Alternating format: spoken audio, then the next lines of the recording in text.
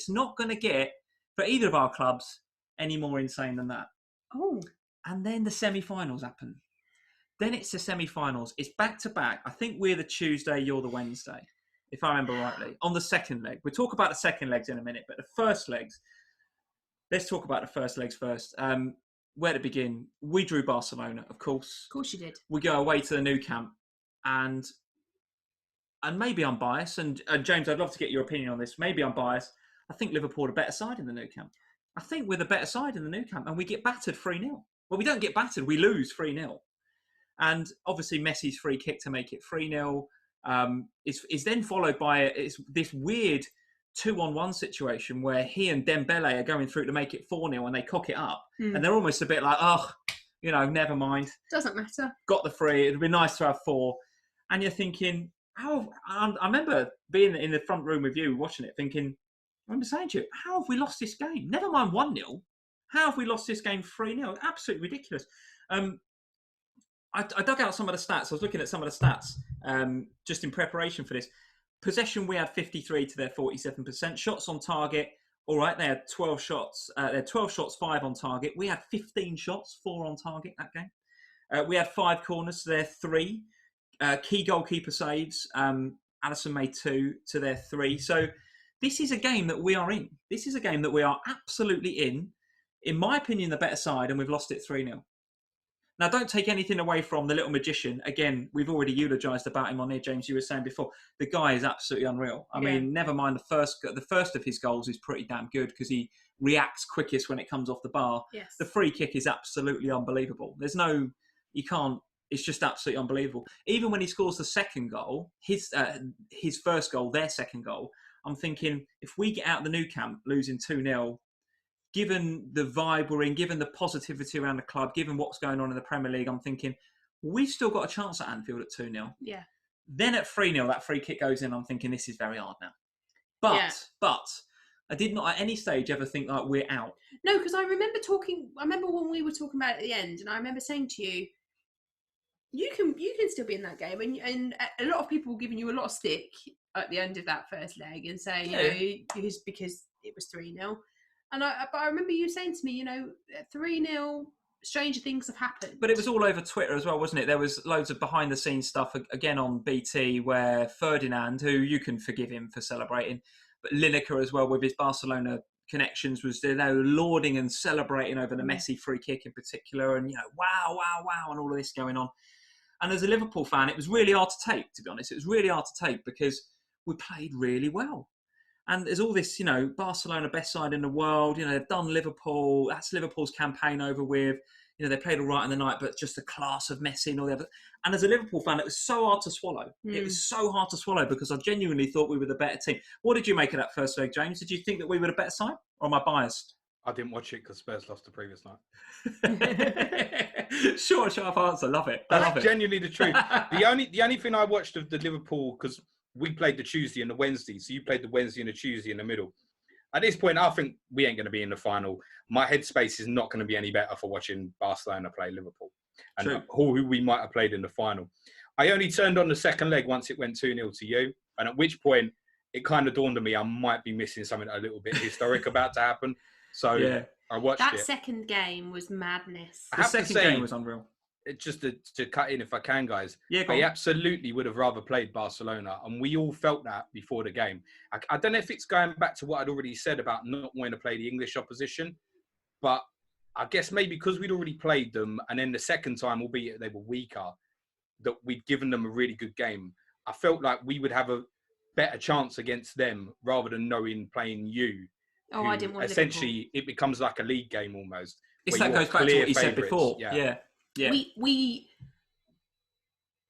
I never want to play Liverpool any time. Whenever there's a draw, the team I don't ever want to get because of the impact that it has personally. That's because you've got to put up with him, that's why. Well, but that second game, that Liverpool second leg against Barcelona, I remember sitting down to watch it in our living room, and at that point in our old house, our sofas were opposite each other. And so I'm on one sofa, Lee's on the other. Liverpool score. Divock, yeah? I celebrated because I do. I didn't move. He didn't move. Literally didn't move. I was like, Are you awake? He was like, yeah, yeah. I was like, you've scored? Yeah. The second goal, I was like, yes. There was sort of a little bit of a shuffle in the seat, but not anything. The third one, mental. But it was the nature of the game, though. It was the nature of the game. So, you know, we're going into, so you've got to remember the context of this game before we go into it, right? So we've just come out, we're 3-0 down against Barcelona, right? We've got, all right, this is Anfield, and anything can happen at Anfield. And that was the light at the end of the tunnel for Liverpool fans, Yes. was that the home leg is the second game and anything can happen at Anfield. But we needed some magic. There's no doubt about it. We needed something special, and we definitely got it. But at the time, at the beginning, at kickoff, we're thinking, this is a long shot. And the stadium was buzzing and everything else, but it was a long shot. Don't forget, the starting front three for that game was Mane, Origi and Shaqiri. There was no Firmino. There was no Salah. He turned up in a never give up t-shirt, which was quite appropriate at the time. But remember that front three, Origi and Shaqiri were playing in our front three. Wijnaldum was on the bench. And if I look at the bench from that night, we had Mignolet, we had Wijnaldum, but then we had Lovren, Gomez, Sturridge, Brewster and Woodburn. That was the Liverpool bench for the second leg against Barcelona. So I'm thinking, if these boys in this first 11 can't sort this out, we've got nothing on that. Lovren's coming on. Sorry, Ginny. Here's Ginny Wijnaldum. Here's an apology in advance. But I'm thinking, there's not a lot on that bench that's going to make a difference in this game. Sorry, Ginny. Not a lot that's going to make a difference in this game. So you're looking at the boys on the pitch and you're going, you boys have got to do it. And you're looking at Shaqiri thinking, he ain't going to do it. Shaqiri.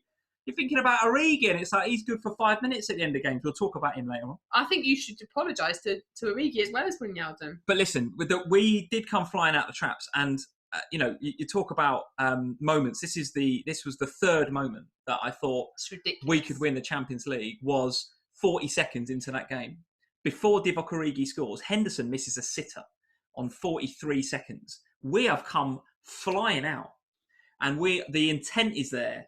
And Henderson, who was absolutely, people forget about Henderson. People talk about the personal battles. They talk about the Robertson versus Suarez. They talk about Messi and Van Dijk, and they talk about all the little battles that went on. Henderson was unbelievable that game, and he set the pace. He set the tempo. He won the ball in midfield on about 30 seconds in, and 10 seconds later, I think either he whipped it into Mane to miss, or Mane whipped it in and he just missed. Either way, there was a big chance on 40 seconds. And I'm thinking, that's the moment. I was like, we can score early. We can score early here. And if we score early, we've got a chance. And then, of course, Divock scores. And, you know, for a good hour, it's a very, very good game. It's a very tight game. Alisson kept us in it. People forget this. Barca created a lot of chances. Alisson's pulled off some very, very good saves. They've hit I think the bar or the cross or the post. They've hit the woodwork. They could easily have been out of sight. Now, remember that they fluffed up that goal for 4-0 at the end of the previous leg. Yeah. So, in another parallel universe, they could be 5-6-1 up on aggregate at half-time in that game. But they're not. And it's 3-1, and there's hope. And there's Ginny Wijnaldum. I mean, unbelievable. What a guy to come off the bench and score the 2 goals in the way that he did. The first one just coming onto it in a way that I would say is kind of unlike his game, to be honest with you. But clearly Klopp felt like we were missing that bit of thrust in midfield. I don't think Oxlade-Chamberlain was around at the time, long-term injury. We'd obviously not signed Nabil Fekir or anybody in the summer. Keita was kind of out of form and not really doing the business. So we needed somebody to be that thrust. I think Klopp chucked on Wijnaldum as a bit of a like, can you just go and do that for me? Fresh legs. No, I think he just said, I know it's not your game, but just get forward, just thrust, because we need somebody to do that. And that's going to help us in other areas of the pitch. So Wijnaldum was like, all right, why not give it a try? So he thrust for absolutely fantastic. And then the third goal actually comes from a Shaqiri cross, if I remember rightly. So apologies to Shaqiri for digging him out before, and apologies for Wijnaldum saying he ain't going to produce anything off the bench. How wrong was I? Because Shaqiri to Wijnaldum for the third goal was sensational. I've obviously gone absolutely mental. There's no doubt. I've gone mental on that third one. And then on the fourth one, it's genius. If Messi does it, we're talking about it for years. I think you were on your knees when that fourth one went in, from what I remember. Off the sofa, on your knees. It's absolutely genius from Trent. How he spotted it, the kid is class. I remember 3 years ago, I said to you, he's going to be the best right back in the country. It's a good chance he's going to be the best right back in the world. Might already be the best right back in the world.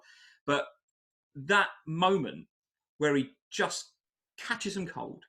There's There's no like, there's no flair. There's no like amazing. He just is thinking. It's just he's beaten with his intelligence. He's just caught them cold, and Divok's there to just pop it in.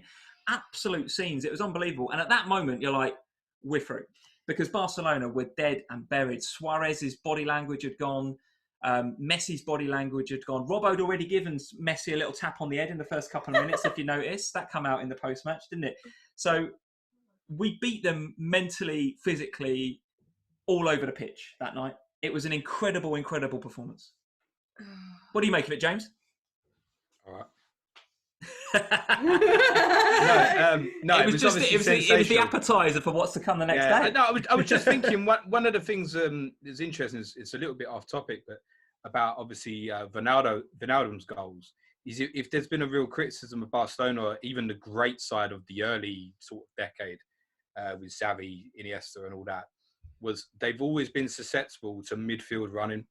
I don't mean people running at them. I mean off the ball running. And that's where Wijnaldum's got his goals on that night. One of the things I wanted to ask you, Lee, was you haven't mentioned it, which I'm surprised, was obviously you had the late winner at Newcastle 3 days earlier. Do you think if Origi hadn't scored late that night, that the Barcelona night would have happened?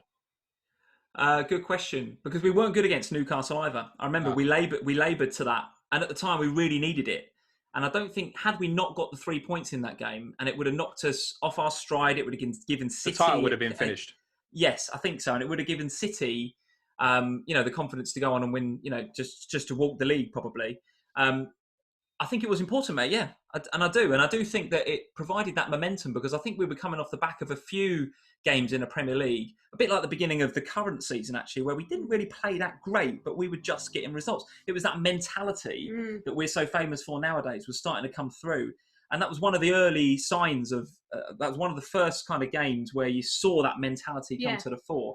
The fact that it was Divock Origi, and then he scores the first goal against Barcelona, maybe there's some sort of nice, maybe there's some sort of nice connection there, a bit of confidence in him. And obviously, at the time, I don't think Firmino's fit, right? So he hasn't got much choice, really, but to go with Divock Origi up front against Barcelona. But to answer your question, James, I don't think the Barcelona game would have happened in the way that it happened. No, I don't. And I think that goal, you're absolutely right, was really, really important for the momentum going into the Barca game, because the crowd played such an important part at the beginning of that game. We're 3-0 down. You could have forgiven the crowd for being a little bit subdued. Yeah, but that doesn't happen. It's never going to happen at Anfield on a Champions League night. You know that. Yeah, it doesn't happen. No. And that's what's great about, that's why Anfield is such a potent weapon for Liverpool in the Champions League, is because doesn't matter the situation, doesn't matter what's happening. We were 3-0 down to Barcelona, and the atmosphere was better then than it was in the Bayern game, in the Porto game, any other game, because the fans were like, right, we need to get behind this team. We know that if we can score early in this game, we know we got a let off on the 4-0, on the Messi chance at the end of the Nou Camp. We know we've been let off there. We know that we've scraped through against Newcastle. If we can score early, and again, that goes back to that moment, that Henderson miss on 40 seconds, the crowd were like, they were up for it, they were up for it, up for it. And Henderson obviously spotted that. He was like, right, I'm going to, whatever it takes, just keep this crowd momentum going. Yeah. And then Divock kind of sets the scene for the rest of what happened. So, yeah, had he not scored against Newcastle, I think that game would have played out differently. I do. In much the same way for us then, James, we also lost our first leg. Now, this was my first trip to the new Your first game at the new stadium, was the Ajax game. And I must admit, this was the first Champions League game, and maybe actually the only Champions League game that I've ever watched where I've felt genuinely concerned, because all of the other games I've kind of gone into thinking, if it's Barcelona, it's just, let's just, it's great, isn't it? Go and play in the new camp, go and play here, go and play there. Ajax coming to us, I was excited. Obviously, it's my first time in the stadium, but equally, that Ajax team terrified me because they were young, they were energetic, they were so fast, and we were so bad by this point. Like, we were so bad. I didn't even know how we made it through that Man City game. I still, quite frankly, don't know how we made it through that Man City game. It had all gone to rack and ruin in the league. There was no form. There was nothing to kind of back up it going well. And they came at us, didn't they, in that game? And it was like wave after wave after wave of them attacking. And I honestly could not tell you how that game ended 1-0. They were good value for their lead after 15 minutes, James, weren't they? Yeah, absolutely. I mean, yeah. They should have finished the tie in the first leg. I spent probably the 2 weeks in the build-up to the game repeating to my father over and over again, this team is not a joke. Because I think having got to that point, don't get me wrong, if you could have handpicked at this stage, we got the draw we wanted. And we did know that in advance. But we were playing arguably the weakest of the 3 other teams left in the competition. But they weren't a joke. They won 4-1 in the Bernabeu. They'd overturned the deficit to win in Turin against the great Juventus side with Ronaldo, etc. Yeah. So they weren't a joke, and I had to keep repeating that. And within 5-10 minutes of the game, I think everybody at White Hart Lane realised it wasn't a joke. Whereas the Lloris incident kept the atmosphere really high that night when he saved the penalty from Aguero. This night deflated really quickly because of how good they were. They were levels above us. And it got to the point, you know, where you think, 1-1 will be all right here. It got to the point where I was thinking early in the first half, I would take 1-0 now and leave and go and try and win the second leg. Because you had to remember, obviously, we're still without Kane. No Son. Son was suspended. Yeah. We had nothing. So Son, obviously, without Kane becomes absolutely integral for us. So there was a feeling, I think, of just stay in the tie. And I actually didn't leave the ground that disappointed that night because I thought, you know, we're still in it. Essentially, that was a bit lucky, actually, wasn't it? You're scrapping. Oh, yeah, definitely. You're scrapping it now. Neres hit the post and should have scored to make it 2-0. And I think you can understand it from their point of view as well. They were happy with what they had. And you would be. Yeah. Anybody would be happy with a 1-0 away Champions League first leg win, no matter who you're playing away from home. And I think quite rightly they were happy as well.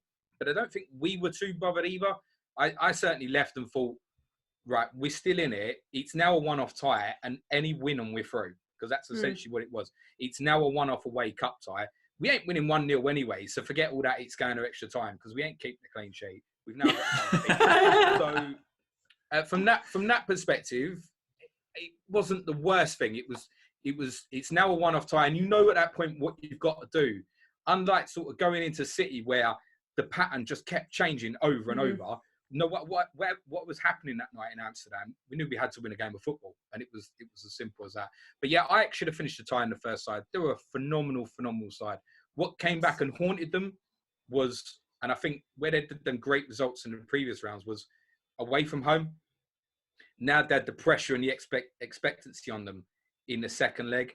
And don't get me wrong, it could have gone so different, and they so could have easily won that second leg. But I think at key moments, particularly when Spurs got the first in the second leg, they needed to settle and retain what they were good at, like keeping the ball. And they panicked. Briefly, they panicked. That return leg was an incredible game, not least because they went, and again, were good value for that 2-0 lead, I think. And they're going into, and again, in my head, I've knocked you out, the same as I did several times in the group stage and may have done against Man City a couple of times. I'm like, well, Spurs are out. There's no way that De Ligt scores after 5 minutes. Hakim Ziyech, who I think, if I've said his name correctly, was quality in both legs. I mean, I'd love to see that guy in the Premier League at some stage. I think he's a really, really good player. So I'm thinking, well, it's 3-0 on aggregate, isn't it? Game over. See, I don't know. I think the fact that Liverpool had that game against Barcelona the night before, that did amazing things for me as a person. Watching that Liverpool game, watching them come back against Barcelona, made me sit up and kind of go, crumbs, if they can come back from 3-0 down against Barcelona, we can come back from 1-0 down against Ajax. Like it felt like there was a shift. There certainly was in me and in my views. I just felt like, and it was at that point, remember, just before this game, I said to you, do you know what, maybe it's in the stars that we have a final together. Maybe it's just meant to be. Do you think there was a bit of that, James? Do you think there was a bit of that in the Spurs, amongst the Spurs fans, looking at what Liverpool had done? I wish at half time I'd been drinking whatever Stan was drinking because it was over. It was absolutely over. I felt it was over. Yeah, Listen, let's put it into perspective here. We're 3-0 down away from home against a side which is far better than us. Yeah. There is no... It's not happening. So I don't go on know. then. So what happens at half time, right? So Mora scores on 55 and 59. Can I take a step back, guys, with what happened? Was Spurs got the hump. The Spurs got the hump with basically Ajax were playing Baby Don't Worry. Oh, yeah, remember that at half time, right? Over the time, and the Ajax players kept Spurs waiting. And Danny Rose went down the tunnel and chased a few of them to come out. And the Spurs players got the hump. And he took Wanyama off and he put Llorente on. God save you. Listen, you can't write this stuff. So Spurs got the hump. We nick a goal, a great goal from Lucas Moura, brilliant. And it's goal. the first time you hear this crowd, the Spurs crowd, the whole game. I was singing the whole game, Sam, but they were good. but they were good. Them were good. And I know you were, but you can't hear it because it's such a cauldron of noise, and the Spurs fans are right tucked away up in the gods, and they're making so much noise. And then Moura scores that goal, and you hear. For a brief second, when the Ajax fans stop, you hear the Spurs fans, and you suddenly think, and you know that the players have heard it too.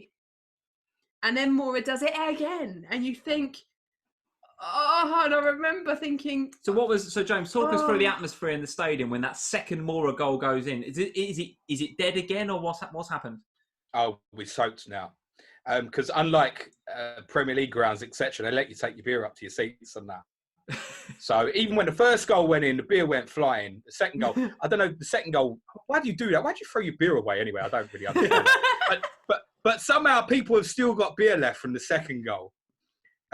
So then what's the atmosphere like from the Ajax fans though, mate? They must have just been like, they what's panicked, going on? didn't they? They panicked. And because what you got to remember is, although they're a very historic and great football club, they've not been in this position themselves for 25 odd years, right? This is weird. Yeah. They're the only other side that's ever lost a first leg at home in a semi-final and gone through. They did that against Panathinaikos in 95. Yeah. So they're in this bubble now where they're panicking, and they've gone from this is a brilliant football team to a little bit like Spurs fans. Why does this always happen to us? That's what I imagine they're now thinking. Yeah. And for us now, this is a complete or bust. It's on, and we're now in that position which, if you'd have gave me half hour to get one goal, and it's on, of course. Yeah. And so in that half an hour, mate, tell me, how many pairs of pants did you go through in that half an hour? Because goodness me, did they created some chances, didn't they? The Etihad was worse, and the reason the Etihad was worse is you have to remember is I was winning. I was never winning in this game until what was physically the 186th minute. Yeah, the one and only minute of the whole tie I was winning.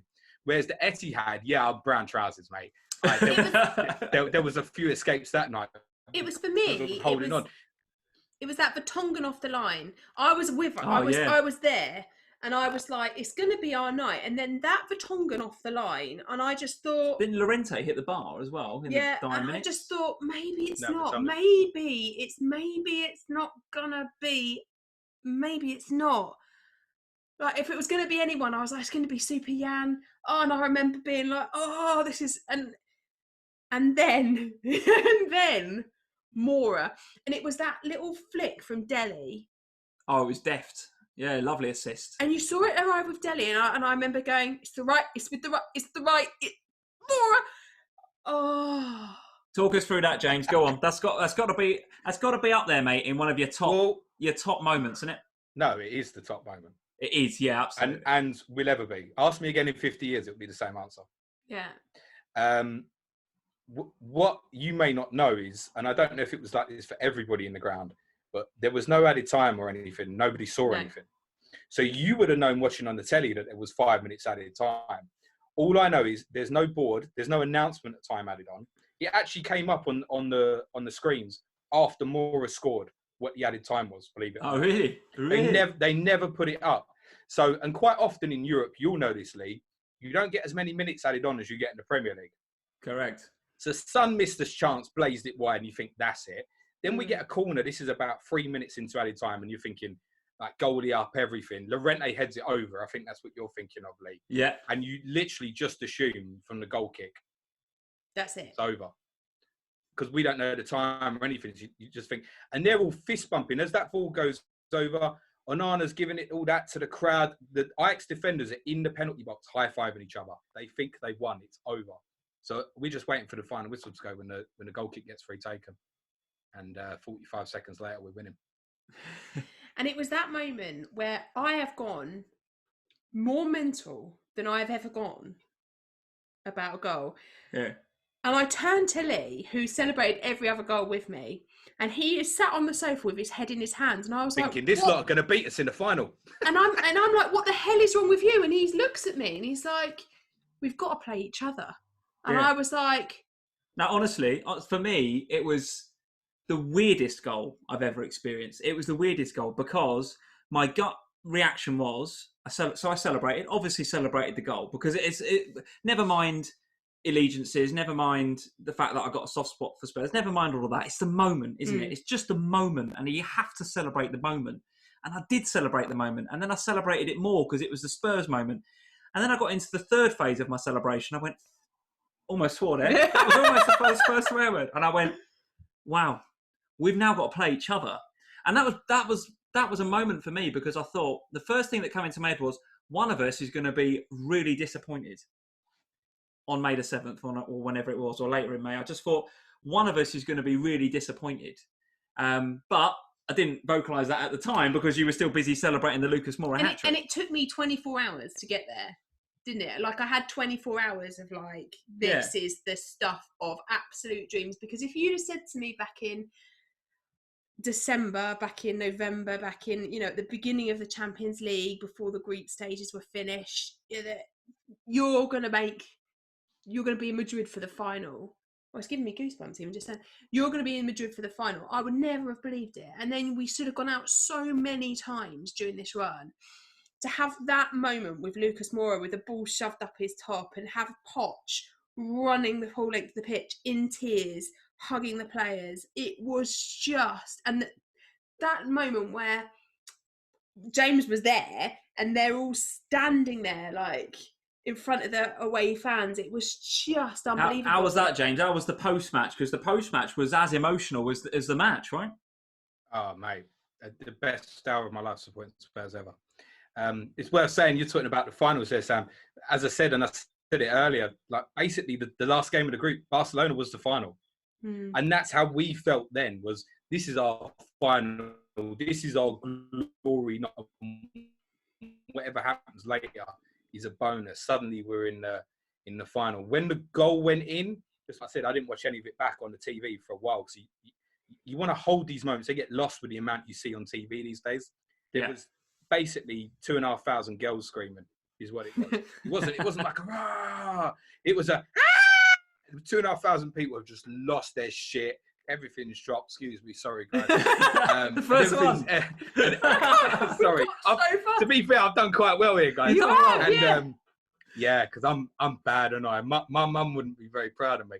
And we've gone mental. And obviously, because of what's happened in the first two goals, everything's soaking wet. There's beers everywhere. But obviously this time no one's got any beer left, right? Or if they have, they've obviously drunk it through the last half hour, surely, through the stress. And I just remembered thinking, because it's quite steep as well, we're going to die. I have to get hold of my dad, because he's in his mid-60s. I tell you what, if I'd have been 10 years later, I'd have thrown him. I would have go. It's never getting better than this. But I remember we scored, and you go, and I grabbed him. I caught him by the collar. I was like, get here, because we're going to go. And sure enough, the dominoes started happening, and everybody's falling all over. Oh, mate. A crazy, crazy scene. And then, like as you said, an hour after, in Europe, and the old Bill want to lock you in for 45 minutes. You're like, I really could do with getting out of here now. Trust me, nobody would have left that place last night until they were told. We left the ground, so it was 9 o'clock kickoff local time. We left the ground, I think it was about half midnight. It just never stopped. So the players obviously celebrated on the pitch. They went in.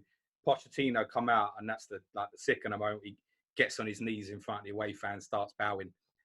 Everyone's bowing back, singing his name. The coaches start coming, all the players come out, and everyone's just on the pitch, like having a beer on a football pitch. Yeah. And an hour after the final whistle was just an incredible scene.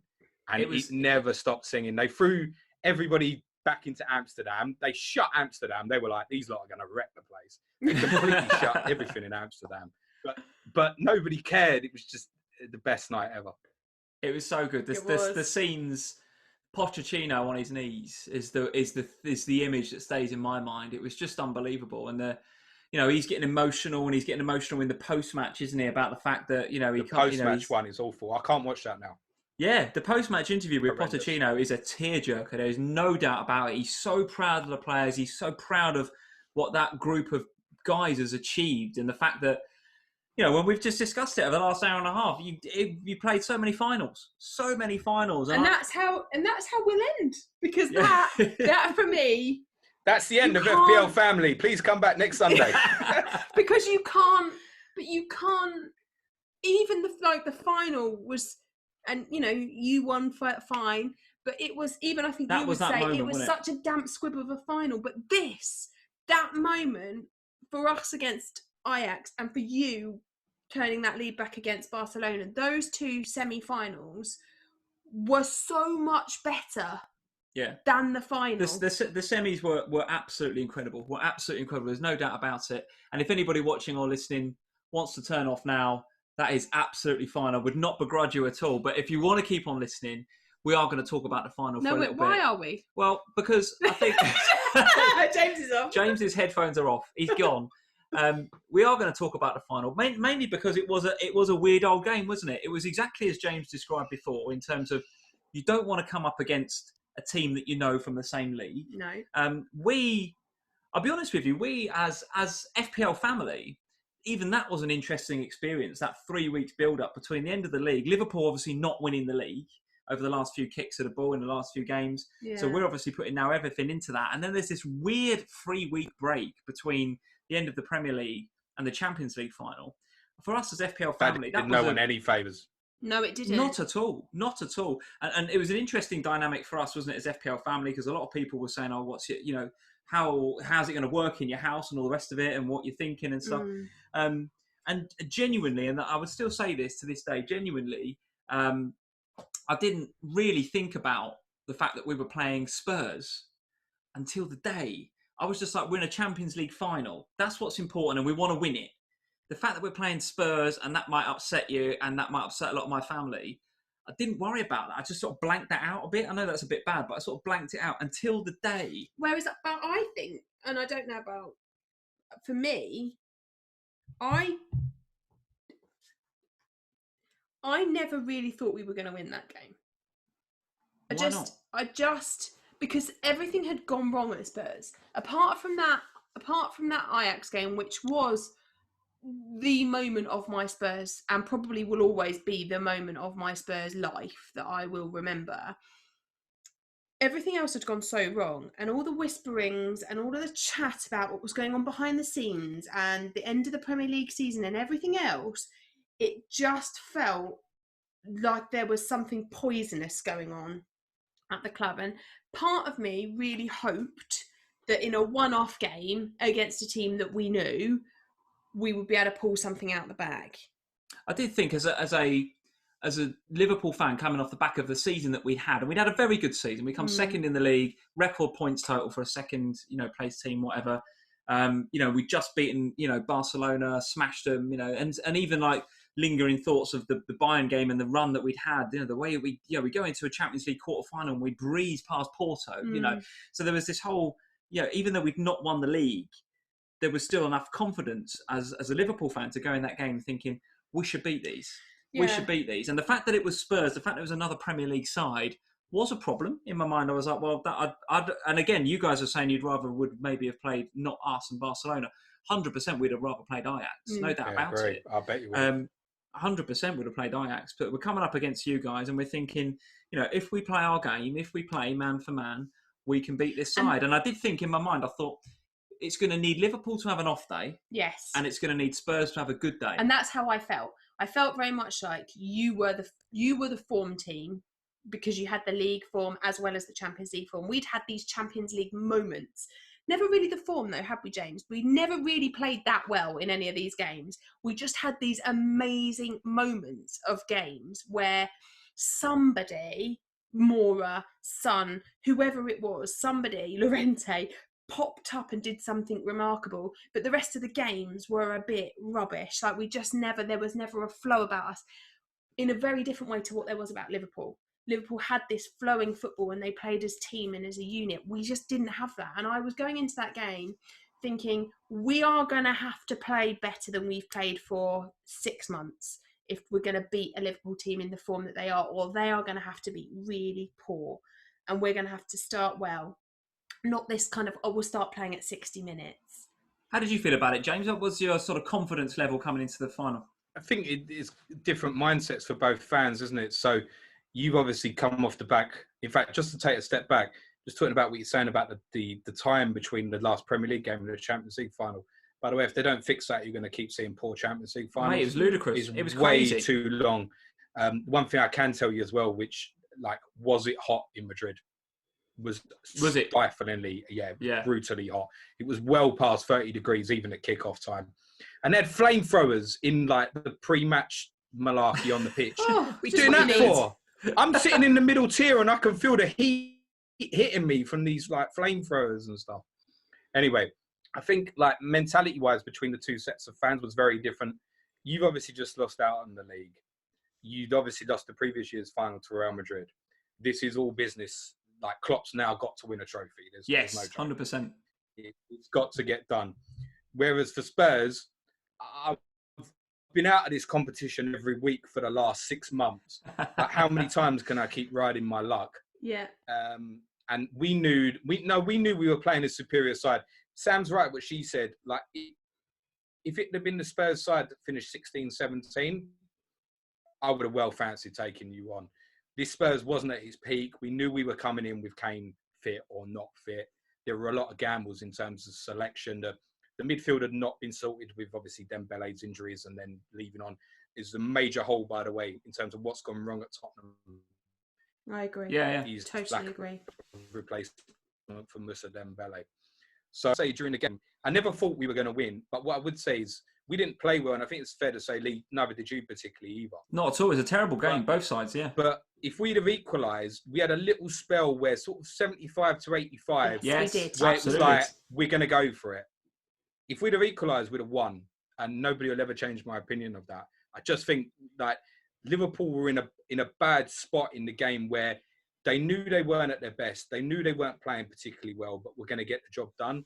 Yes. And I think momentum had swung our way. And if we'd have scored, which we never particularly came close to, then I really think we'd have won the game. But you were fully deserving winners on the day, despite, as you admit, not being at your best. Yeah, I'll go back to that point you made before about the fact that, you know, there was this thing in the players' heads and in Klopp's head about, all right, well, we lost the final last year. We dare not lose it again. No. We just lost out in the league. We, you know, and it was a team that deserved a trophy that season. It was a team that deserved a trophy. Can we not talk about that? I'm sick of hearing that. Well, it was, in my view, a team that deserved a trophy. And we obviously not winning the league. It's like, we dare not lose this final. I'm talking about my team, Lee. Oh, sorry, mate. be a long time since we talk about Spurs and a trophy, mate. Don't worry, we'll be here in a few years. It's all right, because it'll be Mourinho's first full season next year. You are not winning anything under that guy. Honestly. Mourinho won't be in charge when the end of next season comes around. Correct. So anyway, so there's a mentality. So there's not only that feeling about the club and the players, but also Klopp has lost a lot of Champions League finals. He's lost a lot of finals, full stop, right? And he couldn't go into that game and lose it. He just couldn't. But I 100% agree with you. There was a period of time when we went through a lot of pairs of brown trousers because, and trust me, you could see it in the players. There were misplacing passes. It was not fluid at all. The heat was kicking in, presumably, because as James was saying, it's hot. And of course, we're watching it on the TV thinking, well, it's Madrid. It's probably 20 degrees. And it's the fine. fact is that the match fitness had been Yeah, lost they're not in that match 3 fit. weeks. Yeah, and you think, you know, there's only so many games where your mentality can get you through it. We'd already had quite a few Divock Origi against Newcastle's, not least against Barcelona. And it was a bit like, can we do it again? And in the end, we could. But there was definitely that period of time when it didn't look on. And the atmosphere is different for the players as well. I'm sure of it. It's not just for us as fans when you're playing another English side. It's there for the players as well. They know each other. They know their games. A lot of them play together on for their nationalities as well. They see each other. They know each other. They come from the same breed of football, all right, in a different way, but they all play Premier League football, and it makes a difference to the kind of game that you get. And I remember sitting there. I went to the stadium in the end. I spent a long time. Yeah, you watched it actually at the Spurs stadium, right? Yeah, I spent a long time backwards and forwards on what to do, and we ended up being 20 membership points away from seats in Madrid. So it was like, right, well, we can't get to Madrid.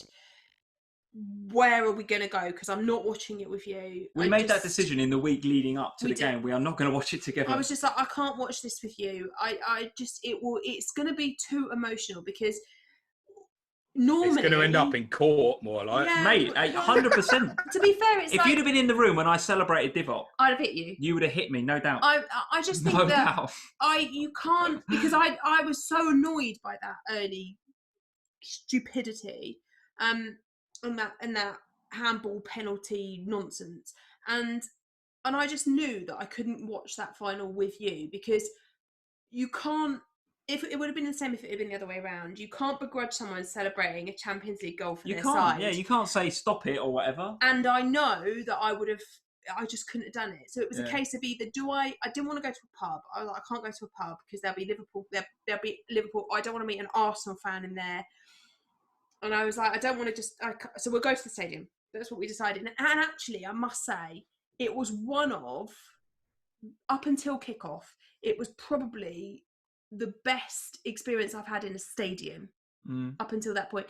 It is amazing to be in a stadium with no away fans. It was just so jubilant. We went really early. The whole of the high road, everyone was singing. It was just a fantastic atmosphere. And they did a brilliant job in the stadium. And actually, it was a really good decision. And, I bought a matchday programme, didn't I? And I remember buying it. My mum was why have you bought that? And I went, because if I don't want it at the end of this match, I get it to Lee. And do you know what? It was the right thing to do, because I watched it on my own in our living room. The kids are in if we'd not had kids, I'd have gone to the pub, clearly. But we got the kids, so I'm staying in and I'm watching it on my own. I've gone, and of course the kids are asleep, so I've grabbed this is going to sound really lame, isn't it? I've grabbed a pillow and I'm shouting into this pillow so I don't wake the kids up. I've gone absolutely crazy with the Divock goal. The Salah goal, of course, it's not a good penalty, by the way. It might not even have been a penalty, but I did obviously celebrate it, but it's so early on in the game. You're thinking, well, let's see. But obviously the Divock goal is 86 minutes, whatever it is. Of course it kills the game. So I'm going crazy. But in the time it took from you to get back from North London to where we live, I'm settled down and I'm ready to have a sensible conversation about it. And you've bought me a programme and it's fine. There's no animosity or anything. We're just But there was never going to be. Well, I was never. There might have been if you were in the room at Divock scored.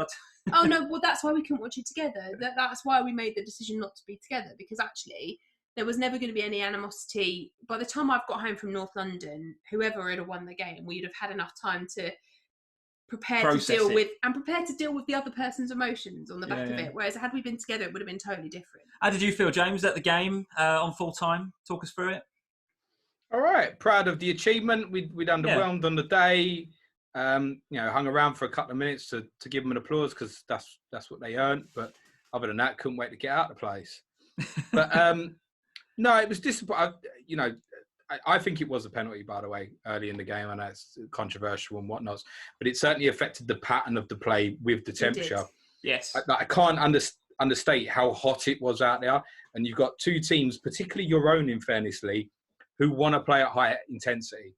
Yes. And I think had the game stayed 0-0 longer, I think Spurs were looking to play that way to draw Liverpool on. Now, with obviously Liverpool scoring early, it was never going to happen.